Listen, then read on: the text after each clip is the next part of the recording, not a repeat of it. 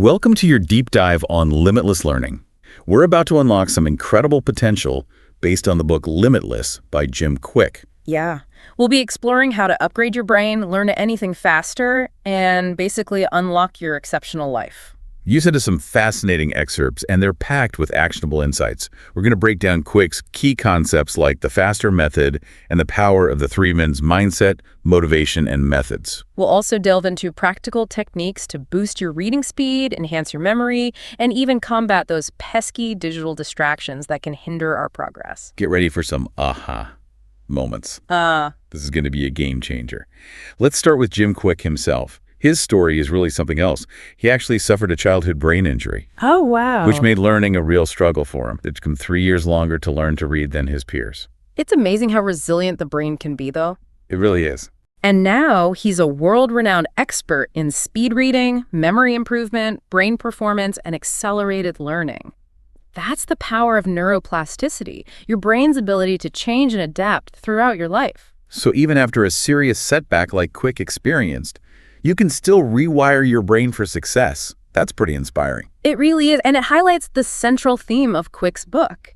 You are not limited by your past experiences. You have the power to shape your brain and your abilities. Okay, so how do we tap into that power? Kwik introduces this thing called the FASTER method. It's an acronym that breaks down the key steps to limitless learning. Right. Let's start with F, which stands for forget. Forget.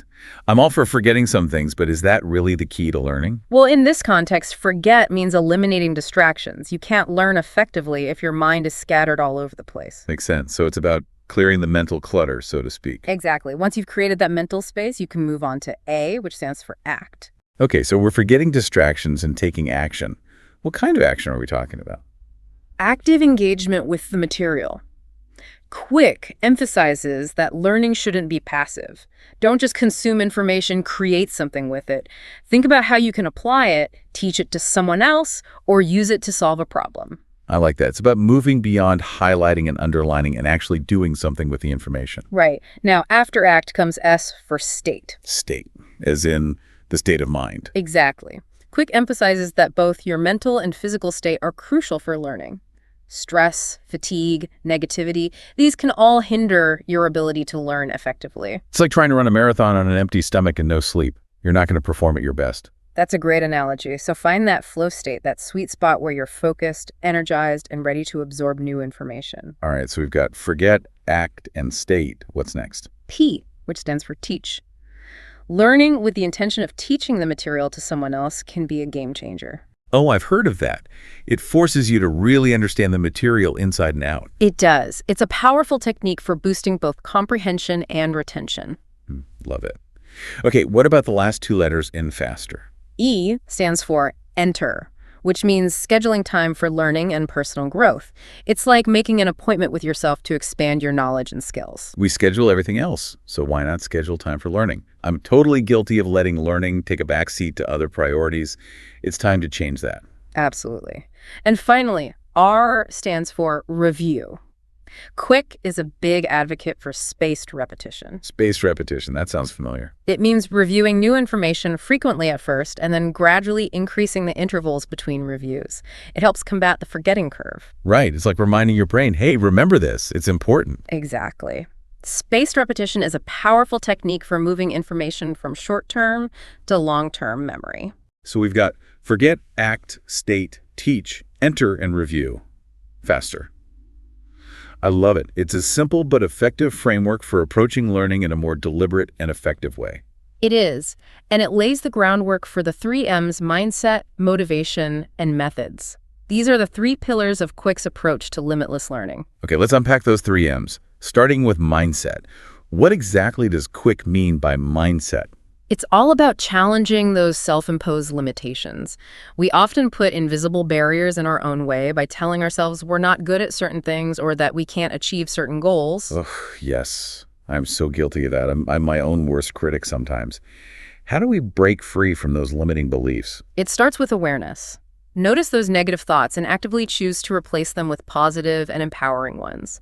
Believe that you are capable of learning and growing and that there are no real limits to your potential. Easier said than done, but I'm definitely willing to try. I'm already feeling a shift just thinking about it. That's the power of mindset. It can literally change the way your brain functions. Amazing. Okay, so mindset is all about believing in yourself, your abilities. What about motivation? How do we stay driven and inspired to learn, especially when things get tough? Kwik argues that motivation isn't some fixed trait, it's something we can generate. He even has an equation for it. An equation for motivation. Now I have to know more.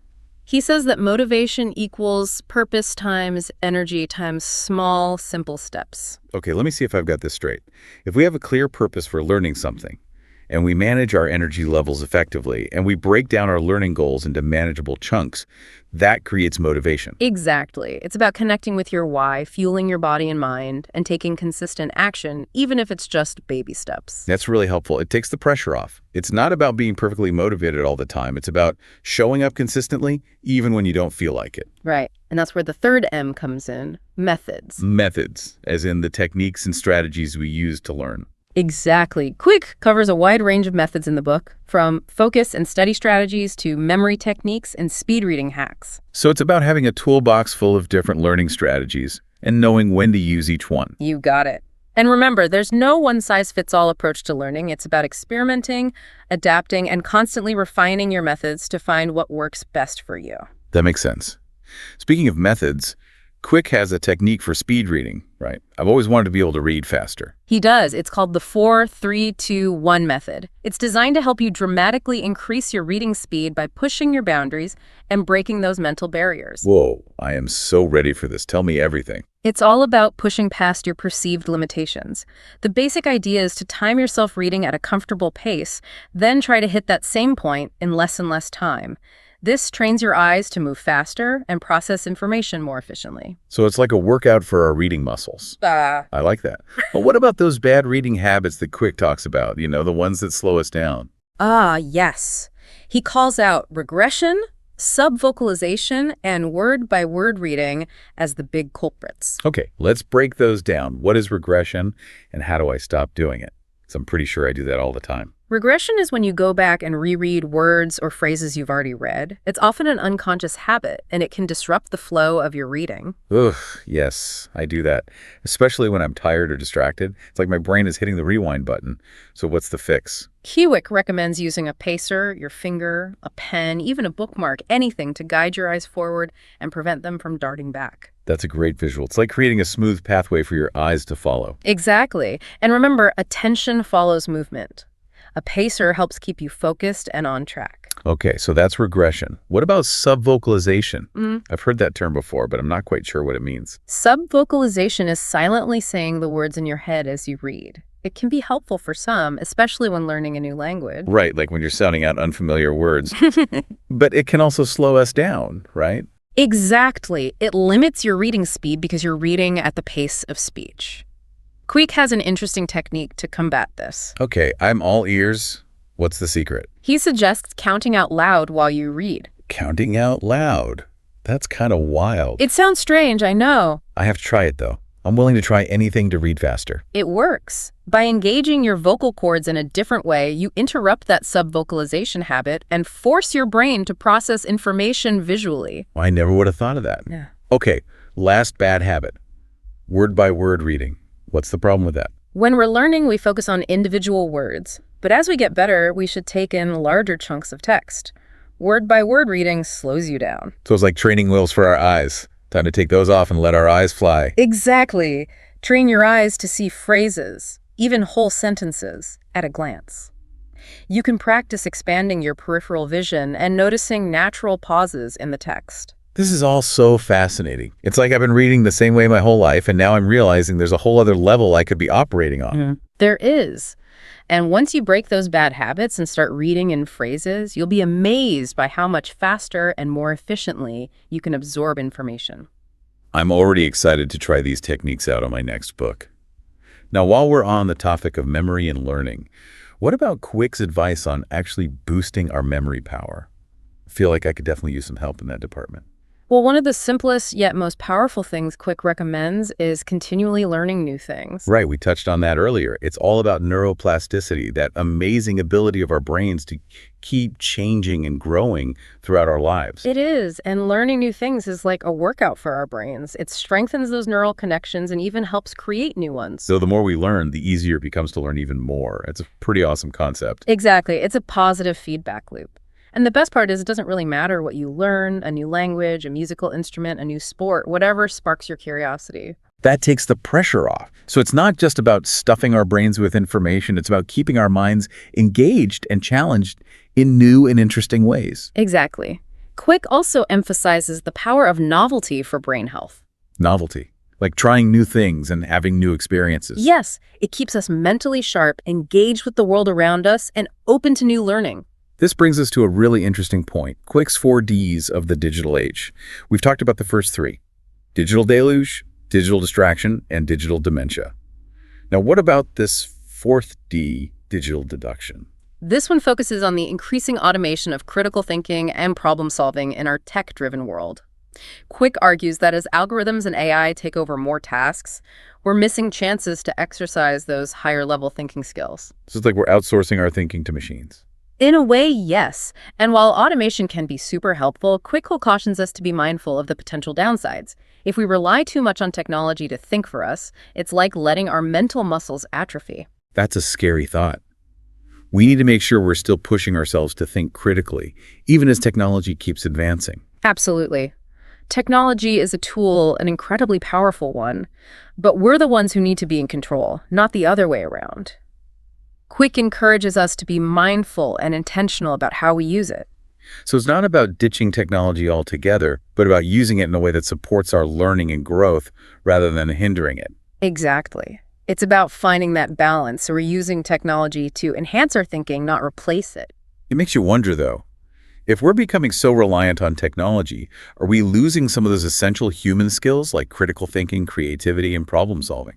That's a great question, and it really gets to the heart of Quick's overall message. Look, is that we are capable of so much more than we often believe. he's all about that limitless mindset. He is. He wants us to break free from those self-imposed limitations and realize just how powerful and adaptable our brains really are. Quick is essentially giving us a blueprint for unlocking that potential, from boosting our motivation to mastering specific learning methods to being mindful of how we use technology.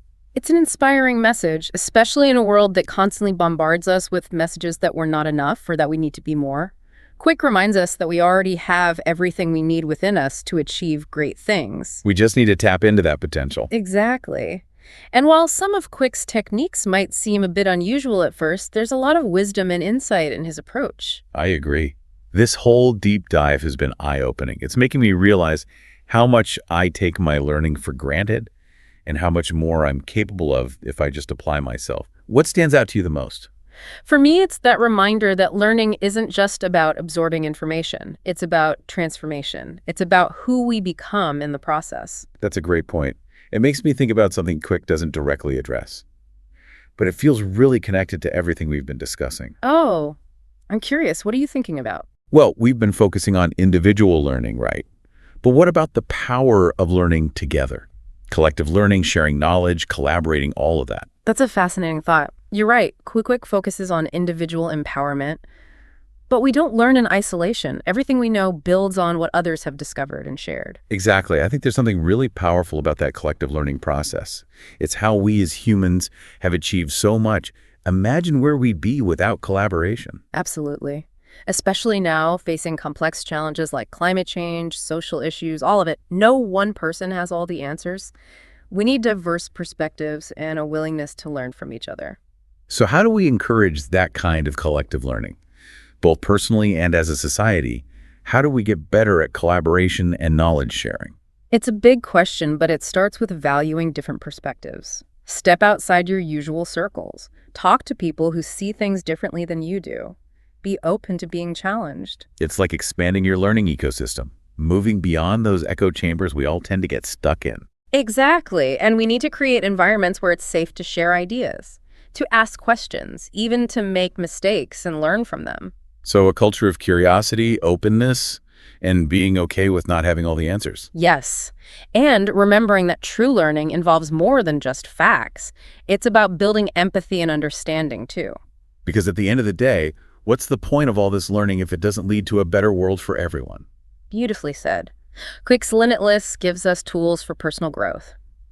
But it also challenges us to think bigger. How can we use what we learn to make a positive impact? That's a challenge I'm definitely up for. And hopefully our listeners are feeling inspired too. I hope so. This has been a truly engaging discussion. I agree. Thank you so much for sharing your expertise and insights about Jim Kwik's work with us today. It's been a pleasure. My pleasure entirely. And to our listeners, we hope you've enjoyed this deep dive into limitless learning. We encourage you to check out Limitless and keep exploring these ideas.